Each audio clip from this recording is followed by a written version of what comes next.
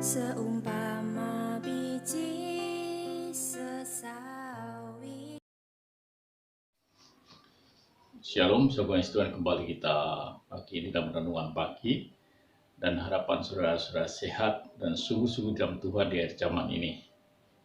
Pagi ini, saudara Tuhan, kita akan membahas tentang satu tema, iman si perempuan. Kisah ini saya ambil di dalam Markus 5 ayat yang ke-21 sampai dengan ayat yang ke-43. Sangat panjang itu satu perikop, tapi kita tidak membahas semuanya karena kita sedang membahas tentang iman si perempuan. Tetapi ada baiknya kita akan melihat sedikit kisahnya, saudaraku. Dikatakan, saudara kasih Tuhan, di dalam Markus 5 ayat yang ke-22, datanglah seorang kepala rumah ibadat yang bernama Yairus. Ketika ia melihat Yesus, tersungkurlah ia di depan kakinya. Di mana Yairus, kepala rumah ibadat, dia datang pada Yesus, dia bersungkur. Kenapa dia tersungkur? Karena anaknya perempuan itu sakit dan hampir mati. Dia minta Yesus untuk datang untuk menumpangkan tangan, dan dia yakin bahwa anak itu akan sembuh. Ini bukti bahwa Yairus punya iman bahwa Yesus itu sanggup menyembuhkan. Lalu di ayat yang ke-24 ini, apa yang terjadi? Lalu pergilah Yesus dengan orang itu. Orang banyak berbondong-bondong mengikuti dia dan berdesak-desakan di dekatnya. Jadi saudaraku, tidak dijelaskan dekatnya sejauh apa, pasti dekat sekali. Dan kisah ini dikatakan bahwa Yesus pergi dengan orang itu, pergi dengan Yairus. Lalu orang banyak berbondong-bondong mengikuti. Bukan dari belakang, tapi Alkitab catat bahwa dia berdesak-desakan di dekat Yesus. Itu berkerumun di depan, di kiri kanan, dan di belakang. Berdesak-desakan, pasti dekat. Dan saudara kasih Tuhan, nah ini yang kita akan bahas. Dikatakan dan ayat yang 25, ada di situ seorang perempuan yang sudah 12 tahun lamanya menderita pendarahan. Dan perempuan ini salah satu orang yang berdesak-desakan. Salah satu orang rombongan yang dekat atau mendekati Yesus yang berdesak-desakan itu.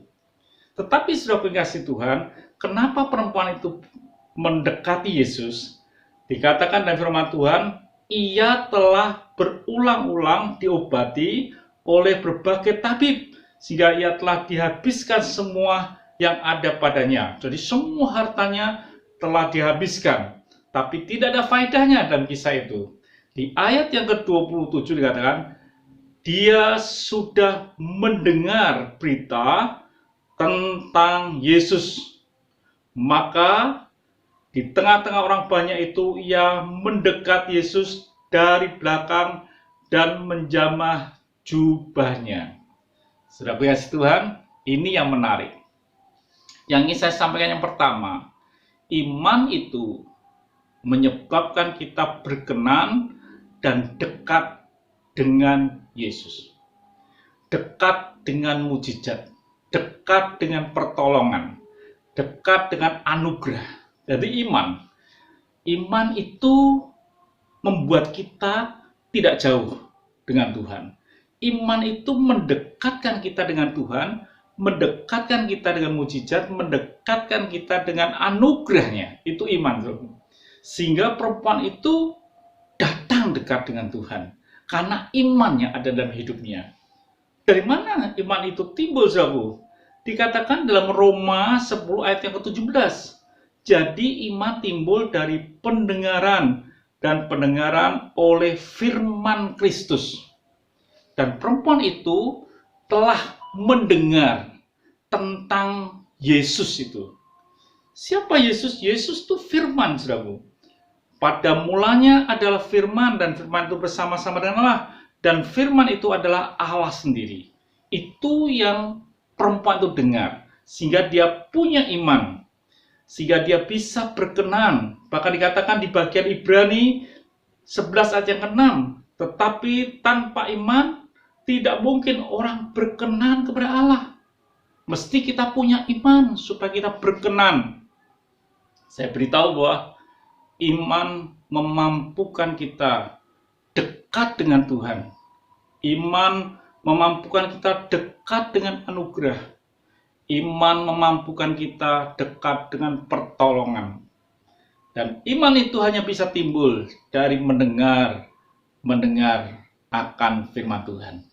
Biarlah saudara kasih Tuhan, dalam hidup ini kita harus punya iman, apalagi di tengah-tengah situasi seperti ini.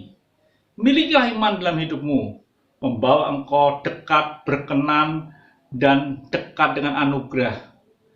Dari mana iman? Membaca akan firman Tuhan, mendengar akan firman Tuhan, maka iman itu akan timbul. Jangan kita mendengar berita yang terus-menerus tentang kondisi saat ini. Gunakan waktu sebanyak mungkin saudara membaca firman Tuhan supaya saudara memiliki iman. Tuhan memberkati. Sampai jumpa esok pagi. Mari kita berdoa. Bapa Surgawi, biarlah kami memiliki iman yang timbul dalam hidup kami karena kami mendengar akan Engkau, mendengar akan firman-Mu, supaya kami dekat dengan anugerah-Mu, kami dekat dengan pertolongan-Mu, kami dekat dengan kasih-Mu Tuhan. Terima kasih, dalam nama Tuhan Yesus Kristus kami sudah berdoa dan mengucap syukur. Amin. Tuhan memberkati, sampai jumpa esok pagi.